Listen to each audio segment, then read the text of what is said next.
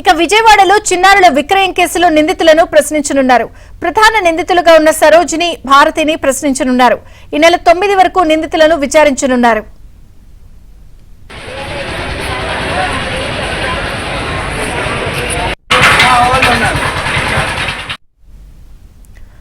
విజయవాడలో చిన్నారుల విక్రయం కేసులో నిందితులను ప్రశ్నించబోతున్నారు. పూర్తి వివరాలు ప్రసాద్ అందిస్తారు. ప్రసాద్,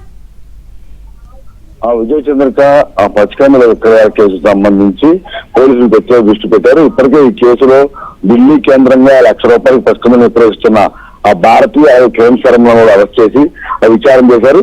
అయితే వారి దగ్గర నుంచి ఏపీలో కీలకంగా ముఖ్యంగా విజయవాడ ప్రాంతాల్లో సరోజిని, అదేవిధంగా మరో మహిళ ఇద్దరు కలిసి ఈ స్థాయిలో ఈ ₹1,00,000 కొనుగోలు చేసి ఇక్కడ 4 లక్షల నుంచి 5 లక్షలు విక్రయిస్తున్నట్టు కూడా నిర్ధారించారు. ఈ పరిణామాల నేపథ్యంలో ఢిల్లీ చెందిన భారతిని, విజయవాడ చెందిన సరోజిని ఇద్దరిని కూడా ఈ రోజు కస్టడీలోకి తీసుకున్నారు.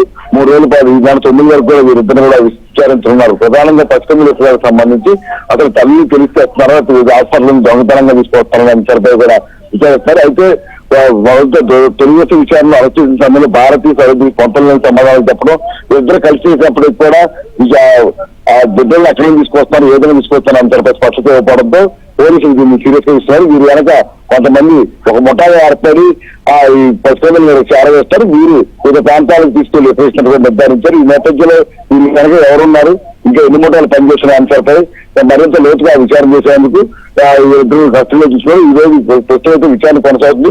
ఇలా 9 తేదీలకు కూడా మొత్తం కేవలం ఆంధ్రప్రదేశ్ కాదు, తెలంగాణ, మహారాష్ట్రతో పాటు ఢిల్లీ కేంద్రంగా ఈ మొత్తం వ్యవహారం నడుస్తుందని తెలుస్తా ఉంది.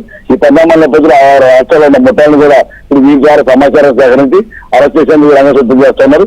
9వ వరకు కూడా విచారణ పూర్తి తర్వాత ఇదే కేసులో మరికొంతమంది కూడా ఐపీఎస్ కావచ్చు వారిని కస్టడీలో తీసుకుని విచారించే అవకాశం కూడా చెప్తున్నారు. ఏదో నిన్న కూడా ప్రెస్ మీట్ లో విజయవాడ సిపి రాజశేఖరబాబు కూడా ఈ అంశాన్ని ప్రత్యేకంగా ప్రస్తావించారు. పచ్చికందుల్ని అడ్డం పెట్టుకుని డబ్బులు సంపాదించి ఇటువంటి ముఠాలపై ఇప్పటికే దృష్టి పెట్టామని, సాంకేతిక పరిజ్ఞానం ద్వారా కూడా వారి కథలపై ప్రత్యేక దృష్టి పెట్టడం తెలుస్తుంది. ఇందులో ప్రధానంగా వీరికి పేరు సాగిన తర్వాత 3 కీలకంగా గుర్తించామని, వారి 3 పట్టుకునేందుకు 3 బృందాలు కూడా ఏర్పాటు చేసి రాష్ట్రాలు కూడా పంపించని చెప్తారు. త్వరలోనే వారిని అరెస్ట్ చేసిన అనంతరం మరింత కీలకమైన సమాచారం కూడా రాబట్టే అవకాశం కూడా పోలీసులు చెబుతున్నారు. Vijaya Chandrika. Thank you Prasad. Thank you.